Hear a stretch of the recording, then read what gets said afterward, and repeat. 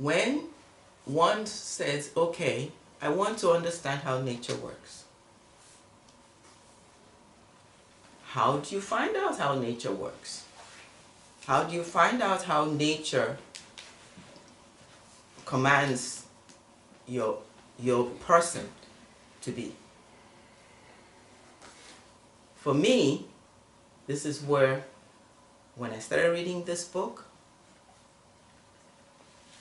I began to understand a few things. The first is that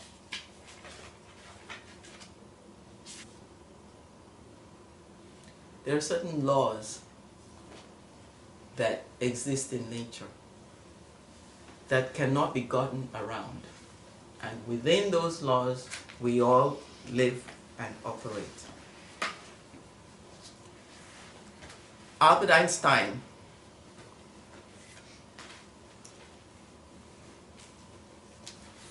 described or discovered the law of relativity.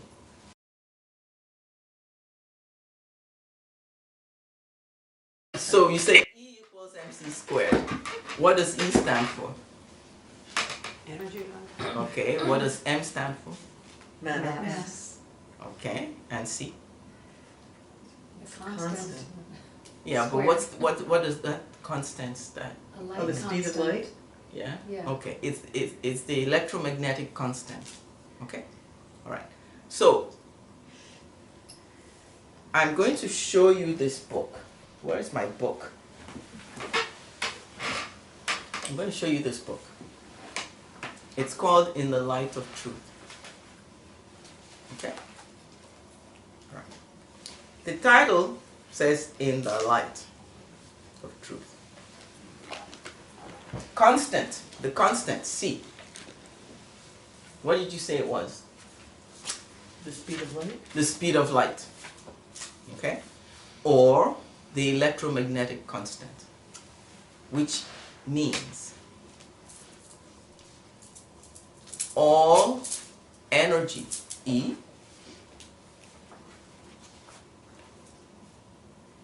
is light. That's basically what E equals mc squared means.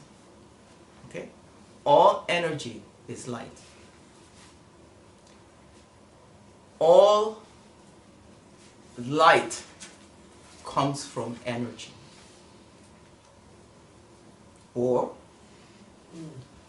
all energy comes from light. The equal sign means goes either way. So where does the M mean? What does the M mean?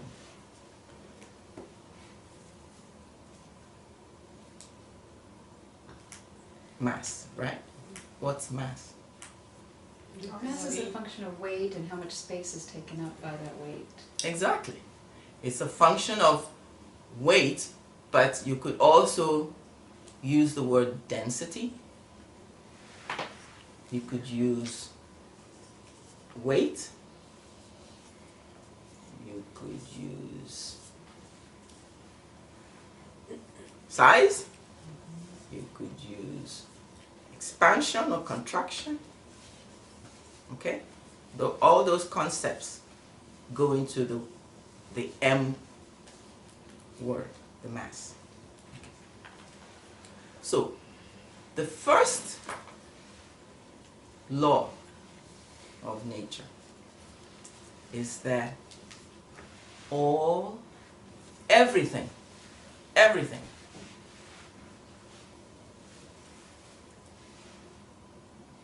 depends on and is a product of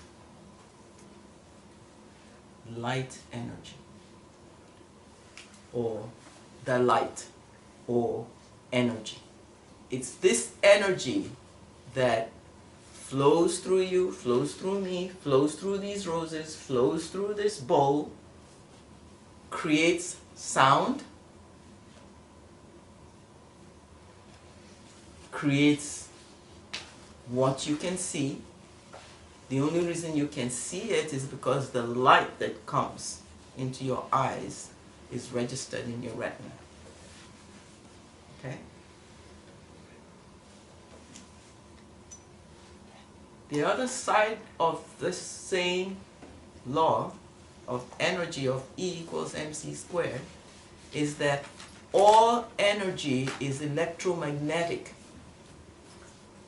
You know what magnetic means, right? What does magnetic mean? It attracts. Pulls. Exactly. It's magnetic. It attracts Yeah. to itself. Okay? That's the reason the earth is able to revolve around the sun. The sun attracts the earth. And that's the reason the moon is able to revolve around the earth. The earth attracts the moon. Two laws have come for you to understand out of that. The first law is the law of attraction. Like always attracts like. Two things that are similar will always attract each other. Second law is the law of gravity, which says the lighter something is, it rises. The heavier it is, it drops down. But that's the simplistic explanation of the law of gravity. When somebody says to you, why don't you fly off the face of the earth? You say, well, gravity is holding me down onto the earth, right? Okay. The law of gravity says the bigger, the stronger always attracts the smaller and the weaker to itself.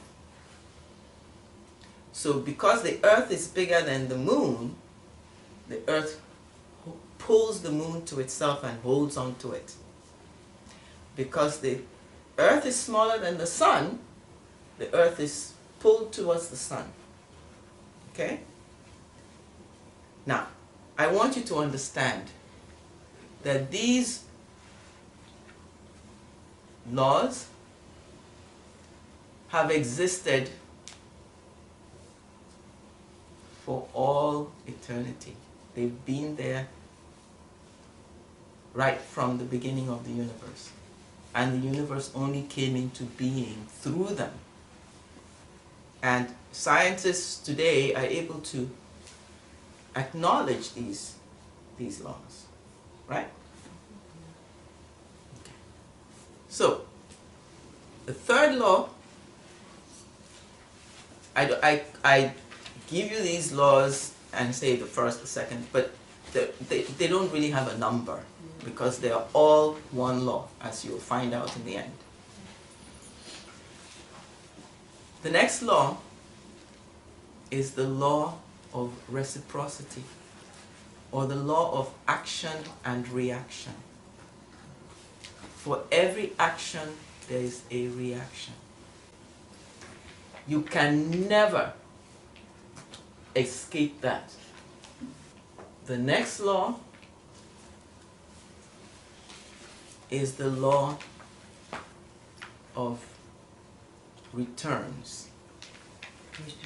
Returns, you can call it that, or the law of cycles. Everything must find its way back to its beginning, to its origin. We know this. We see it in the cycle of the seasons, with the harvest. You know, you plant a seed of corn, it grows into a big corn bush with ears of corn, and then what comes back? A seed of corn. Right? Wrong. Yes, a seed of corn comes back. That's the law of returns. But what else comes back? Lots. Lots of corn. Right? Lots and lots of corn. Yeah. So when you plant that corn, what laws are in operation? One is the law of same kind. If you plant corn, you're never going to reap rice. Right? Two, you're getting a return of your corn. Three, you're getting lots of corn. So that's the law of multiplication. If two things come together that are similar,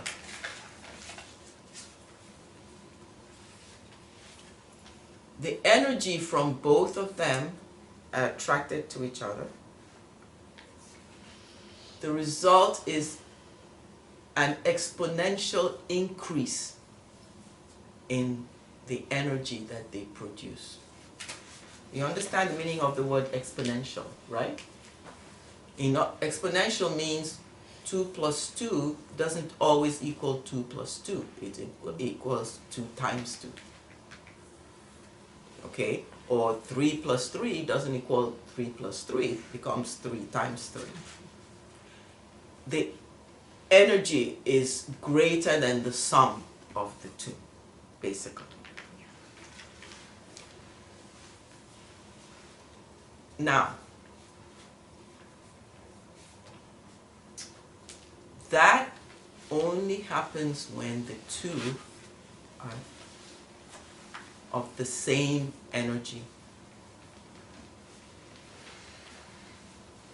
When they're not of the same energy, or they're opposites, then they cancel each other's energy.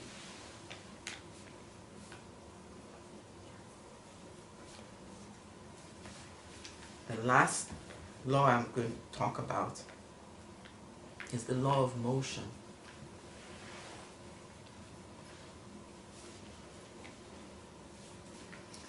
We'll go back to E equals mc squared. What does C stand for?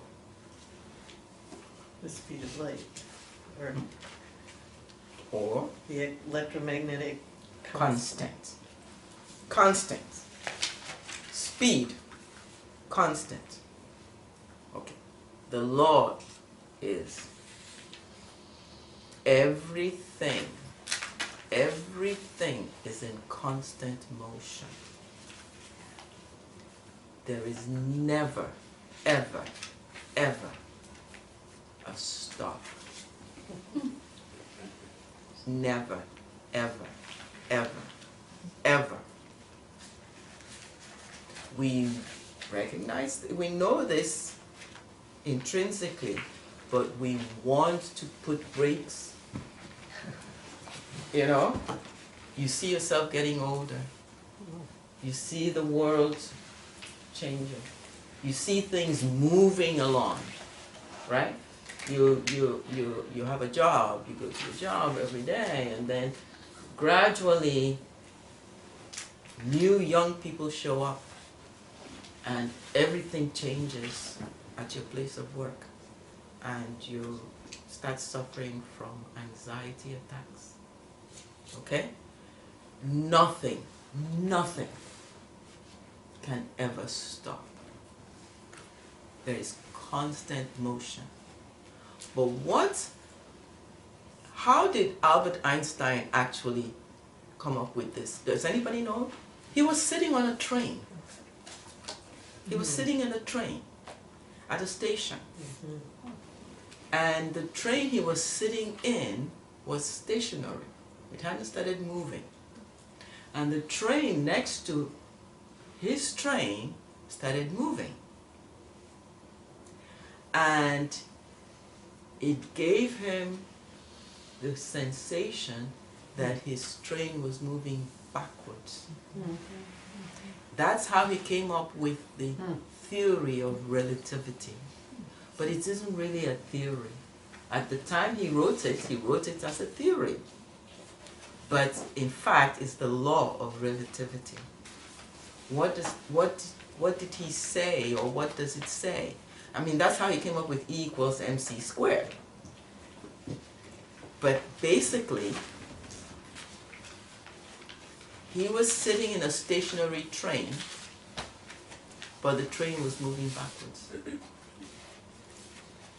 What that tells you is you can never be still. You're either moving forwards with everything else, or you're moving backwards. The moment you stand still, you're going backwards.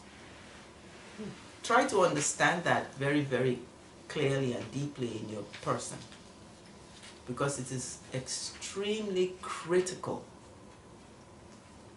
to your well-being. Okay? You cannot stand still. You have to constantly exert yourself to move forward and to keep moving forward. You know, going back to Albert Einstein, after he wrote his thesis on the theory of relativity, said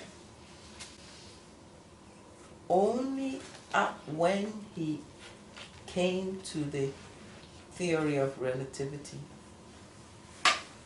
did he actually come to an understanding and a faint perception of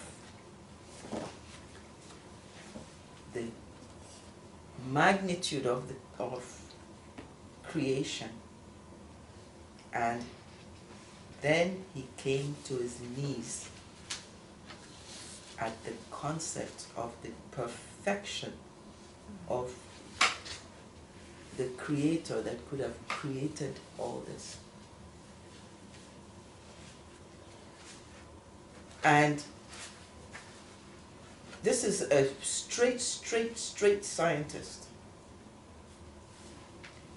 And Albert Einstein, you know, as he explained how he came to all this, you know, said, there's no logical way to the discovery of these elemental laws.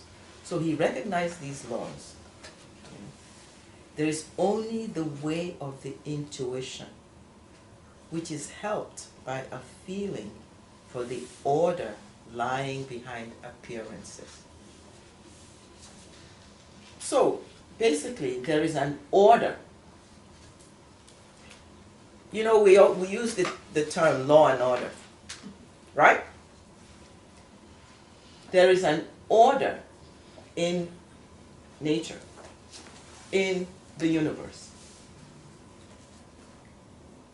that is driven by these laws, these elemental laws. You can't think with your head to understand these laws. You have to use your intuition. So that brings us to the question of, what's your intuition? Where is your intuition?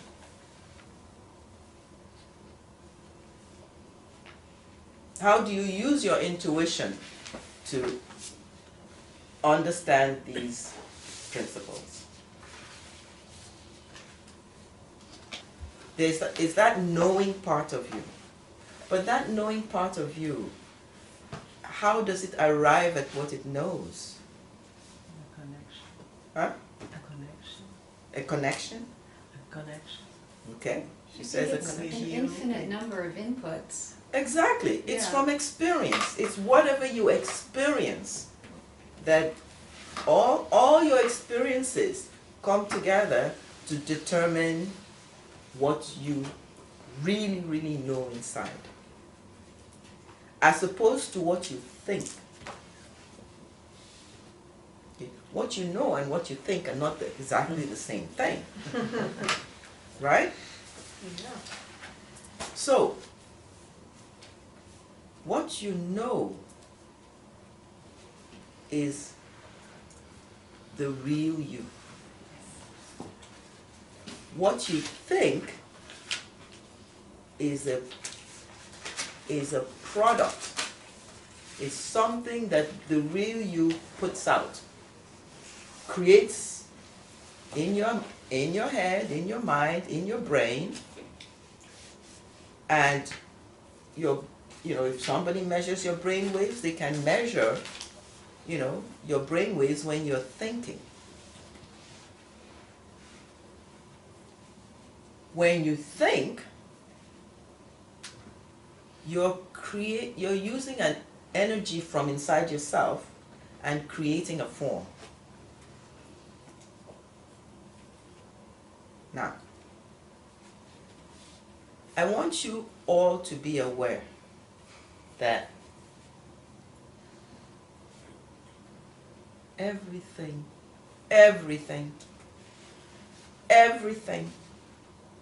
without exception, is subject to these laws. Everything. That means everything you think is subject to these laws. Everything you say is subject to these laws. Everything you feel is subject to these laws. Everything. So, you ever noticed how you have friends? You go and you're living your life, you're going through your life, and gradually, the same person who used to be your very close friend is no longer your close friend. You may not have had a fallout, you just don't feel that affinity anymore. Why does that happen? Everything Because moves. you've changed. Yeah, we changed. You've changed, they've changed, right? Mm-hmm. Everything is moving. And you change because of your own life experiences. And when you change, that your attraction no longer exists. But we force ourselves to keep up appearances. Don't we? Mm-hmm. And because of that, we're struggling against the truth. So, that brings us to another concept. The concept of truth.